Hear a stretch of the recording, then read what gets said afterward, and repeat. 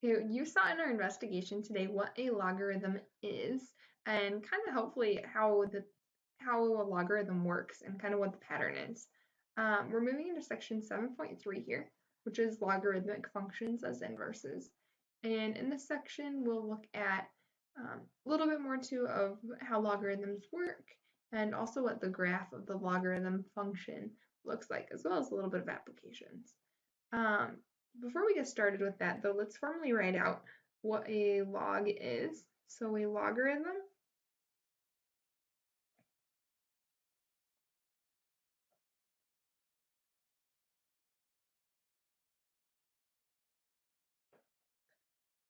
is an inverse of an exponential function.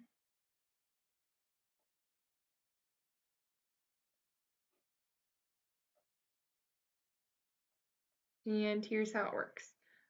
So if I have the log base b of x equaling y, that means the same thing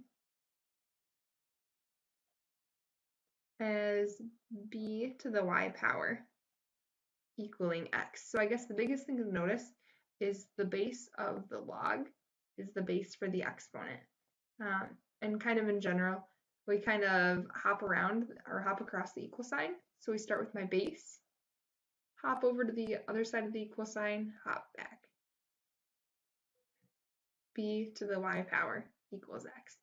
That's the biggest way that, or the biggest thing that I use to help remember, is that we just kind of bounce across the equal sign. So let's do some examples here, and I will have B example for each one of your videos. Example 1a.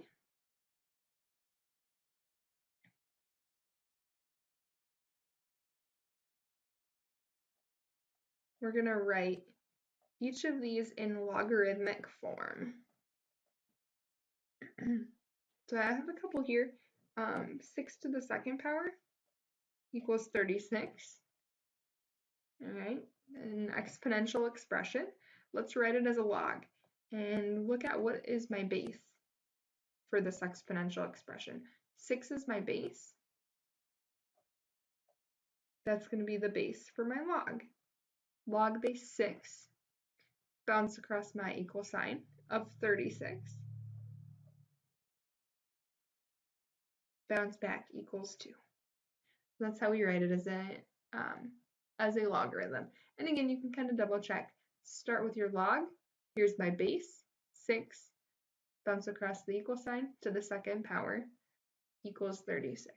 6 to the second power equals 36. And then if I had 3 to the 0 power equaling 1, my base here is 3. Log base 3, bounce across the equal sign of 1 equals 0.